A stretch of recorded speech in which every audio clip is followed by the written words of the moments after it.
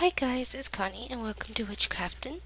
I am going to show you a really cool Pinterest pin that I had seen, how to make seashell candles for your altars, or for a certain goddess or certain water magic, or whatever you would like to use it with. It's really simple. First of all, you will need, of course, a kind of seashell. I have two different sizes. I'm going to show you that you can do two different sizes. You don't need the big ones. And you will need a few tea lights.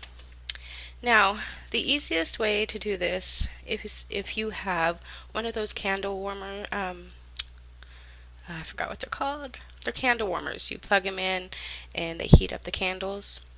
That is probably the easiest way to do it, but if you do not have one of those, I do have one, I just can't find it. And don't mind my retro kitchen. But, so the easiest way to do it is how I showed you how, which one was that? I think it was the fall wax melt video that I did. How to use cut up cans to melt your wax, and you just put it inside of a pot with some water and put it on low until it melts. You can also do that, or if you have candle making supplies and you have the the ability to melt candles and wax and stuff, then do that too, obviously. But yeah, so it's really simple. You just take a tea light and you just pop it out of the little container, and then on the back where it has the little, I forgot what they're called. Yeah, I forgot what they're called. Anyways, you pull this out and you will get the little wick stand. Now what you're going to want to do is you're going to want to put that in whatever shell that you want to do. I'm going to do the little one first.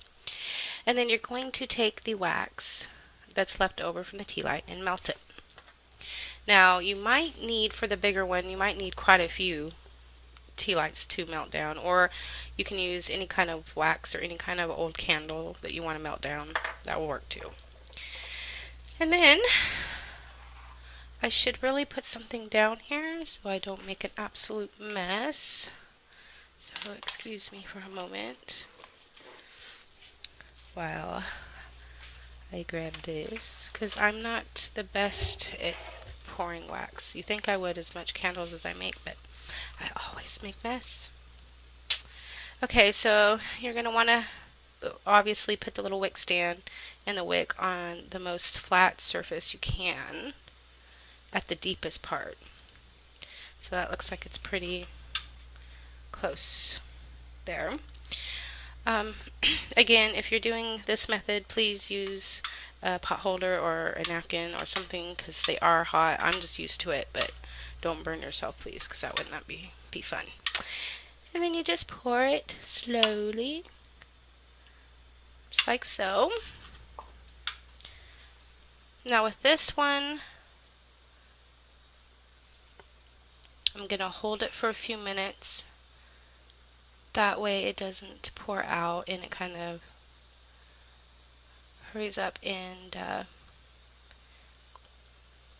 molds. There we go. So it doesn't leak out. And then you just let it cool.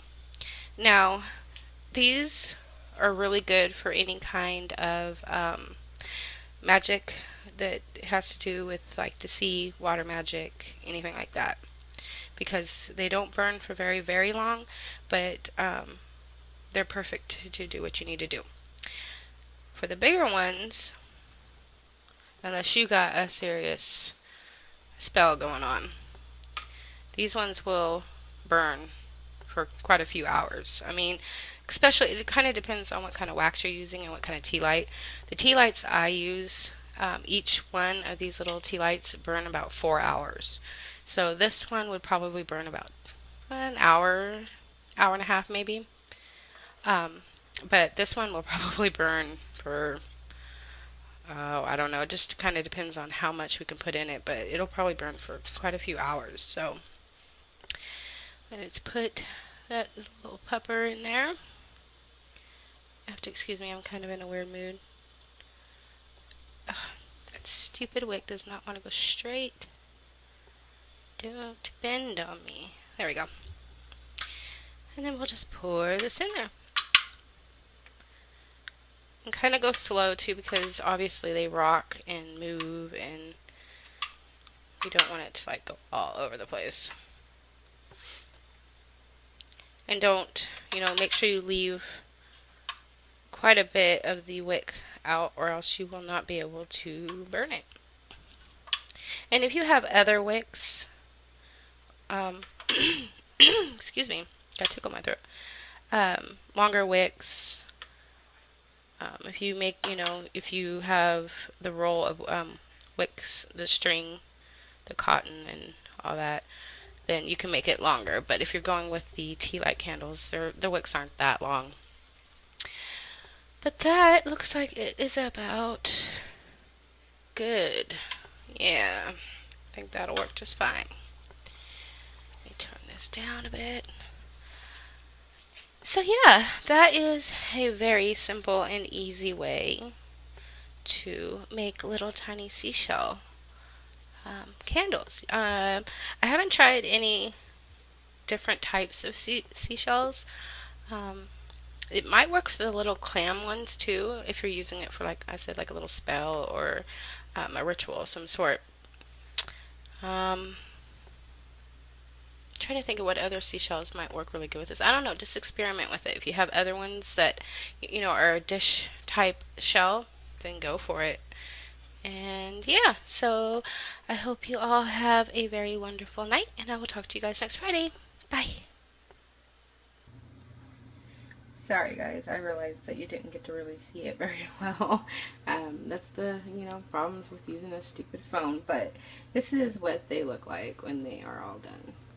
So yeah, pretty nifty, pretty cool, I think.